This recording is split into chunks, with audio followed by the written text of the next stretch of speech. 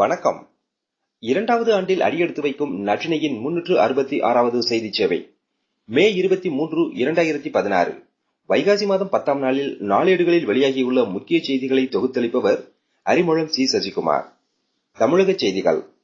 Puducherry union பிரதேசத்தின் துணைநிலை ஆளுநராக முன்னாள் IPS அதிகாரி கிரண்பேடி நியமிக்கப்பட்டுள்ளார். இதற்கான உத்தரவை குடியரசுத் தலைவர் பிரணாப் முகர்ஜி பிறப்பித்துள்ளார். திருநெல்வேலி, தூத்துக்குடி மற்றும் கன்னியாகுமரி தொகுதிகளில் இம்முறை புதிய அறிமுகமாக யாருக்கு வாக்களித்தோம் என்பதை வாக்காளர்கள் உறுதி செய்து கொள்ளும் இயந்திரம் பயன்படுத்தப்பட்டது. ஆனால் அது குறித்த விழிப்புணர்வு வாக்காளர்கள் மத்தியில் இருக்கவில்லை. கன்னியாகுமரி மாவட்டத்தில் தேர்தலுக்கு பிந்தைய 3 நாட்களில் சுமார் ரூபாய் 10 கோடிக்கு மது விற்பனை ஆகியுள்ளது. தமிழக வரலாற்றிலேயே இதுவரை இல்லாத அளவுக்கு மிகப்பெரிய வலிவுடன் சட்டப்பேரவையில் எதிர்க்கட்சியாக செயல்படக்கூடிய வாய்ப்பு திராவிட முன்னேற்ற கழகத்திற்கு கிடைத்துள்ளது என்று திமுக தலைவர் கருணாநிதி தெரிவித்துள்ளார். காங்கிரசின் கோட்டையான திருவாடானை தொகுதியை 30 ஆண்டுகளுக்கு பிறகு அதிமுக கைப்பற்றியுள்ளது.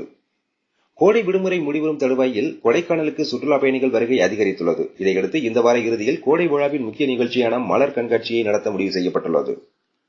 மத்திய தொல்பொருள் துறை சார்பில் சிவகங்கை மாவட்டம் திருபுவனம் அருகே உள்ள கீழடியில் நடைபெறும் 2ஆம் கட்ட அகழ்வாய்வில் பழங்கால தமிழர்கள் பயன்படுத்திய சுமார் 3000க்கும் மேற்பட்ட பொருட்கள் கண்டெடுக்கப்பட்டுள்ளன. இந்திய செய்திகள். ஆந்திராவில் ரோனு புயல் காரணமாக பெய்த கனமழையால் சுமார் 4 லட்சம் பேர் பாதிக்கப்பட்டுள்ளதாக மாநில துணை முதல்வர் சின்னராஜப்பா தெரிவித்துள்ளார். மீண்டும் பயன்படுத்தக்கூடிய புதிய விண்கலத்தை தயாரிக்க இந்திய விண்வெளி ஆராய்ச்சி மைய விஞ்ஞானிகள் 15 ஆண்டுகளுக்கு முன்பே முடிவு செய்தது தெரியவந்துள்ளது. இது ஸ்ரீஹரிகோட்டாவிலிருந்து பரிசோதித்து பார்க்கப்பட உள்ளது.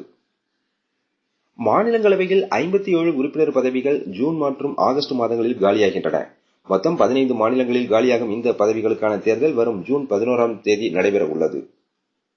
மேற்கு வங்க முதல்வராக மம்தா பானர்ஜி வரும் 27ஆம் தேதி 2வது முறையாக பதவியேற்கிறார். இவ்விழாவில் பங்கேற்கும்படி பிரதமர் நரேந்திர மோடி, சோனியா மற்றும் வங்கதேசம், பூட்டான் பிரதமர்களுக்கு அழைப்பு விடுத்துள்ளார். நாட்டை பாதுகாப்பதற்கு தேவையான அனைத்து நடவடிக்கைகளையும் மத்திய அரசு எடுத்து வருவதாக மத்திய உள்துறை அமைச்சர் ராஜ்நாத் சிங் தெரிவித்துள்ளார். கேரளாவில் மார்க்சிஸ்ட் கம்யூனிஸ்ட் கட்சி தலைமையிலான புதிய அரசு வரும் புதன்கிழமை பதவியேற்க உள்ளது. வங்கதேச எல்லையை மூடும் பணி 2 ஆண்டுகளில் முடிவடையும். இதன் மூலம் ஊடுருவல் தடுக்கப்படும் என்று அசாம் முதல்வராக பதவியேற்க உள்ள சர்பானந்த சோனோவால் கூறியுள்ளார். அயல்நாட்டுச் செய்திகள்.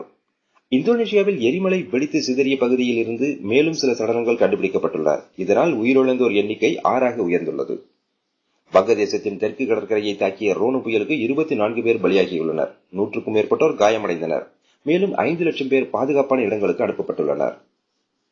மழை, வெள்ளம் மற்றும் நிலச்சரிவுகளால் கடும் பாதிப்புக்கு உள்ளான இலங்கைக்கு இந்தியா உட்பட சர்வதேச நாடுகளில் இருந்து உதவிப் பொருட்கள் குவிந்து வருகின்றன. தீவிரவாதிகளுக்கு நிதியுதவி கிடைப்பதை தடுக்க கடும் நடவடிக்கை எடுப்பதற்கு G7 நாடுகள் உறுதியேற்றுள்ளன. வரும் ஜூன் 7ஆம் தேதி அமெரிக்கா செல்லும் இந்திய பிரதமர் நரேந்திர மோடிக்கு சிவப்பு கம்பள வரவேற்பு காத்திருக்கிறது.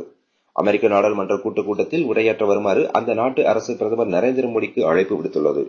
உலக தலைவர்களில் மிகச்சிலருக்கு மட்டுமே இந்த கௌரவம் அளிக்கப்படுகிறது. எகிப்து விமானம் கடலில் விழுந்து விபத்துக்கு உள்ளாவதற்கு முன்பு அதன் கேபினுக்குள் புகை வந்துள்ளதாக தகவல்கள் தெரிவிக்கின்றன. சீனாவில் தொடர்ந்து பெய்து வரும் மழை காரணமாக 8 பேர் உயிரிழந்துள்ளனர். மேலும் 4 பேர் காணாமல் போயுள்ளனர். தொடர் மழையால் 5 லட்சம் பேர் பாதிக்கப்பட்டுள்ளனர். அமெரிக்காவின் நடுமேற்கு பகுதியில் சூரிய சக்தி மூலம் இயங்கக்கூடிய விமானம் உலகை சுற்றும் இறுதி பயணத்தை தொடங்கியுள்ளது. சோலார் இம்பல்ஸ் 2 எனப்படும் விமானம் உலகை சுற்றி வருவதற்கு எடுக்கின்ற இறுதிக்கட்ட முயற்சி இதுவாகும். வணிகச் செய்திகள். தங்கம் 1 கிராம் 2819 ரூபாய், வெள்ளி 1 கிராம் 42 ரூபாய் 90 பைசா. பிற பொதுத்துறை வங்கியை தங்கள் வங்கியுடன் இணைக்கும் திட்டம் ஏதும் இல்லை என்று பேங்க் ஆப் இந்தியா தெரிவித்திருக்கிறது. யூகோ வங்கி, இந்தியன் ஓவர்சீஸ் வங்கி ஆகிய வங்கிகளை பேங்க் ஆப் இந்தியாவுடன் இணைக்கப் போவதாக ஊடகங்களில் வெளியான செய்தியை பேங்க் ஆப் இந்தியா மறுத்திருக்கிறது. பொதுத்துறை வங்கியான IDBI வங்கி மார்ச் காலாண்டில் ரூபாய் 1736 கோடி நஷ்டமடைந்திருக்கிறது. கடந்த வருடம் இதே காலாண்டில் 546 கோடி ரூபாய் லாபம் ஈட்டியது. ஹெயின் இந்தியா நிறுவனத்தின் தலைமைச் செயல் அதிகாரி மைன் அஷார் தனது பதவியை ராஜினாமா செய்திருக்கிறார்.